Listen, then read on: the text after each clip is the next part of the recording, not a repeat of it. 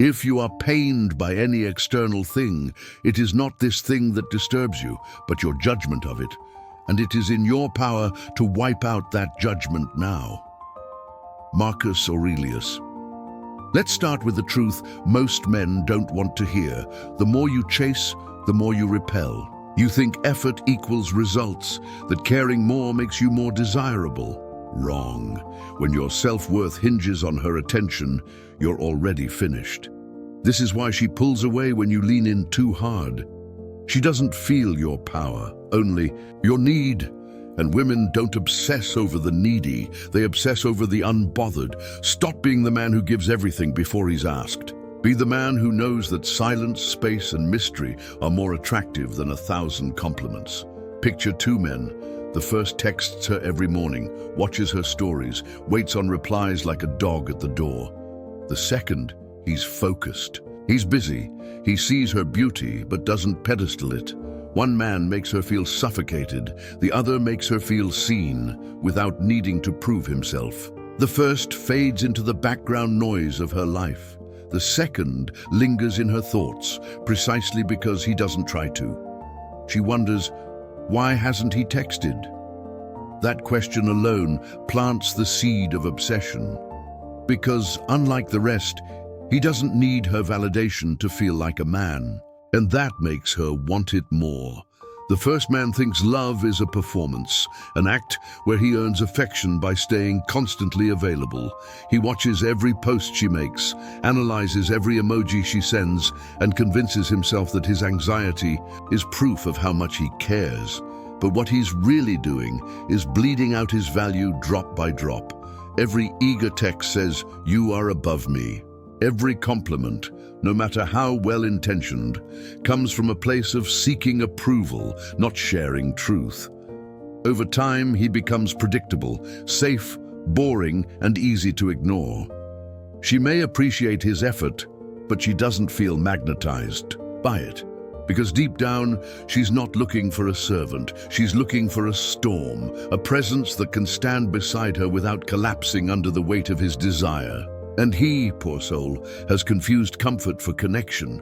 Now the second man, he's a different animal. His life is already full. He's building something, chasing a mission and sculpting himself into something that commands respect, not demands. Yet he doesn't ignore her out of cruelty. He simply refuses to abandon his throne for the illusion of closeness.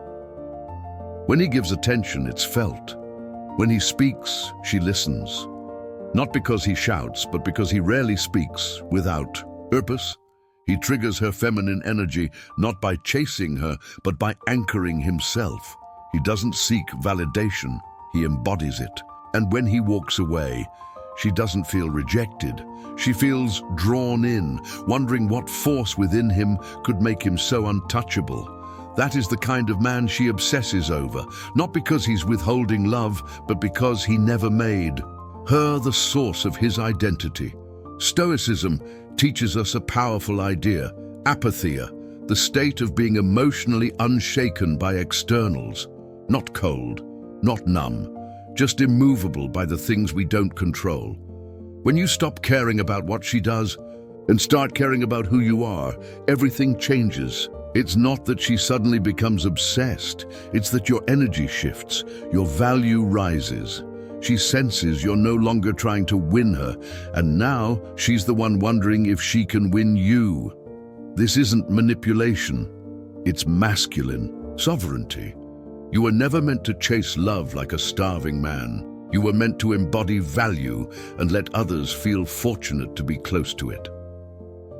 You see, apatheia isn't the absence of feeling, it's the mastery of it. It's the ability to experience emotion without becoming enslaved to it. The Stoics didn't preach detachment as a way to become robotic. They taught it as a path to freedom. Because when your emotions are dictated by someone else's behavior, you're no longer a man, you're a puppet. And when it comes to women, nothing kills attraction faster than emotional instability. The man who gets jealous, who overreacts, who can't handle silence, he's announcing to the world, I don't have control over my own mind. And that's terrifying to a woman. Because no matter how good you look or how rich you are, if she can shake your soul with a single text, she knows you're not safe to trust, respect, or follow. But the man who practices apatheia, he becomes gravity itself. He doesn't fake indifference. He earns it through inner work. He meditates not to impress others, but to unhook from the chaos within.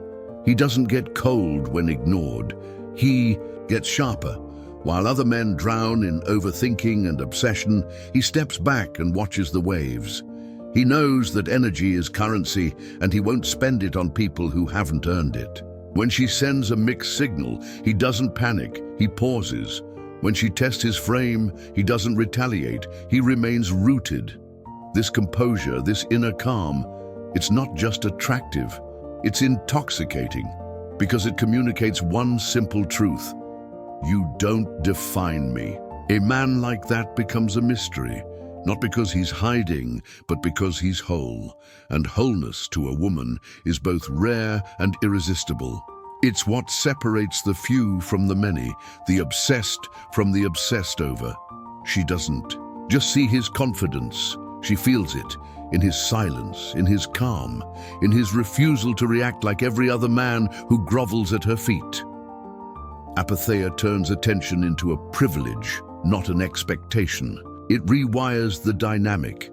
You're no longer hoping she stays, you're observing whether she deserves to. And the more rooted you are in that mindset, the more magnetic you become, without ever needing to lift a finger. Most men never reach this level of power because they're trapped in attachment. They've been trained to believe that love equals proving, chasing, pleasing. But that's not strength. It's slavery in disguise. The Stoics taught that the only thing you truly own is your character, not her attention, not her approval. When your emotions are enslaved by what a woman does or doesn't do, you've lost the battle. Weak men beg to be seen, strong men see themselves, and until you make that shift, you'll keep repelling what you think you're attracting. Stop asking how to make her like you, and start asking why you even care so much. Attachment is the silent killer of masculine energy. It's the invisible leash that keeps powerful men stuck in weak positions. The moment you become attached to an outcome, to her staying, texting, loving, you've already lost your power. You become reactive, emotional, fragile. You bend over, backwards to avoid discomfort, to keep her, to stay in her good graces. But love that is bought through fear of loss isn't love at all. It's performance under pressure, and women feel this pressure. They sense when a man is operating from fear, and nothing dries up attraction faster than a man afraid to walk away. The Stoics warned us of this trap centuries ago. Epictetus said, "He who craves cannot be free." Think about that. Craving is bondage, and craving her attention, her validation, her affection, it makes you a prisoner in your own mind. While you're worried about losing her, you've already lost yourself. Every time you bend your truth to keep her happy, you weaken your spine. Every time you avoid hard conversations, you sacrifice your integrity. Until one day, you look in the mirror and don't recognize the man staring back, because you traded self-respect for temporary security. And that is a deal no king should ever make. Here's the truth. Most men stay in attachment because it feels familiar. They think suffering equals love because they've never seen anything different. But real love doesn't trap you. It frees you. You should never have to abandon your essence just to keep someone in your life. Stoicism teaches that what is meant for you will never require you to lose your soul to keep it. The moment you reclaim your emotional freedom, your apatheia, you send a clear signal to the universe: I will not be owned. And that's when everything changes. That's when women look at you with awe, not because you became colder, but because you finally became whole. The answer isn't to hate women or play games. The answer is to become the man who doesn't flinch.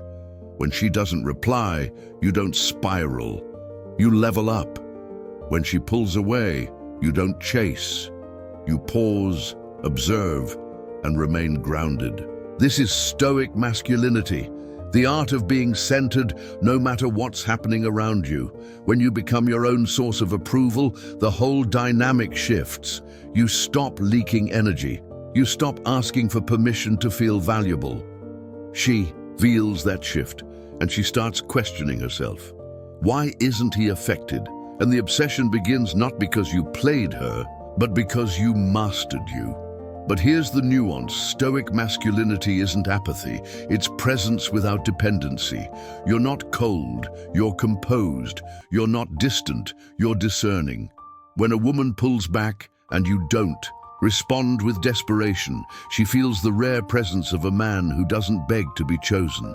That's a shock to her nervous system because most men bend, fumble, and panic. But you remain centered, as if her absence cannot disturb the fortress within you. That fortress is built brick by brick with discipline, self-respect, and truth. It's not about pretending you don't care. It's about genuinely being fulfilled with or without her. And from that place of inner wholeness, you stop manipulating and start magnetizing, because nothing attracts more than a man who can walk away and mean it. She begins to feel the weight of her own silence, not yours. You no longer feel the urge to fill the void, because you are the void, deep, stable, infinite. She starts to notice things, how you didn't double text, how you didn't watch her stories, how you didn't even flinch. That stillness echoes, louder than noise ever could. And the more still you become, the more her emotions begin to spin. Because feminine energy craves masculine grounding, she begins to orbit you. Not because you played a tactic, but because your energy became unshakable. And that's the secret. Real masculine energy doesn't chase chaos. It turns chaos into calm. And once she feels that, she knows, this man is different. Here's how you live this. First, limit your emotional reactivity. Observe before you act.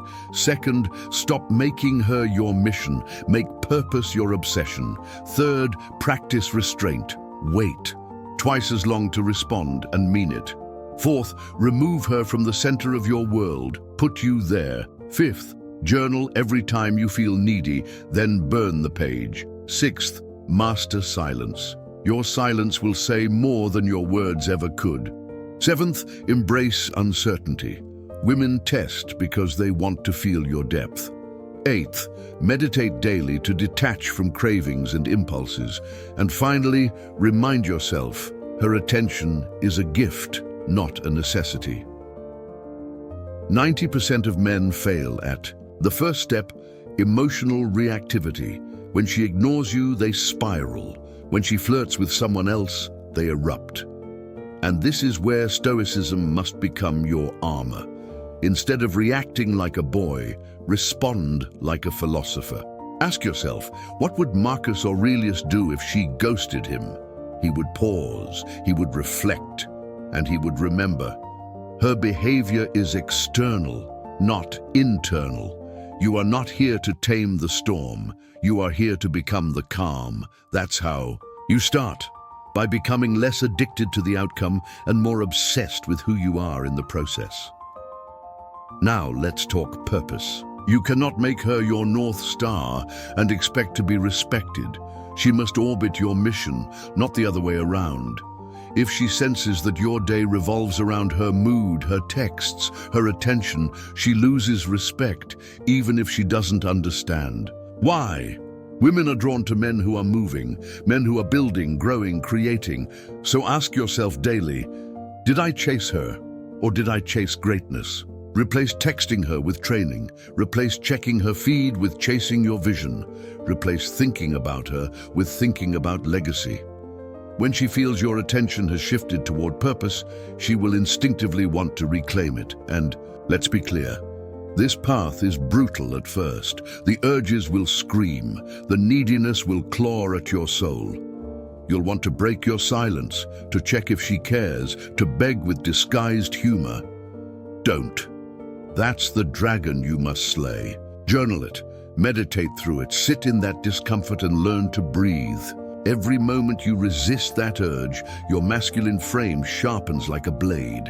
And as it sharpens, your entire aura begins to change. People start to feel it, she feels it, and eventually she won't just want your attention, she'll need it, not because you forced her to, but because you became the man who no longer needs hers. I challenge you, for the next 7 days, pull back. Don't chase, don't overtext, don't prove, just be. Watch how she responds when you stop reacting. Watch how the energy shifts when you walk with purpose, not desperation. Comment below after the week and tell me what changed. Your job isn't to make her obsessed, it's to become so complete that obsession is inevitable. Power respects power, and the moment you stop caring if she wants you is the exact moment she starts wondering why she does. You don't attract by force. You attract by presence, by depth, by restraint. She doesn't want a man who needs her. She wants a man who could walk away, but chooses not to. That's Stoic power. That's you. If you're willing to let go of attachment and reclaim your mind, hit that like button if this hit you in the gut. Subscribe if you're ready to stop chasing and start leading, and drop a comment. I choose strength over obsession. Now go, live this truth, and let the world, including her, feel your shift.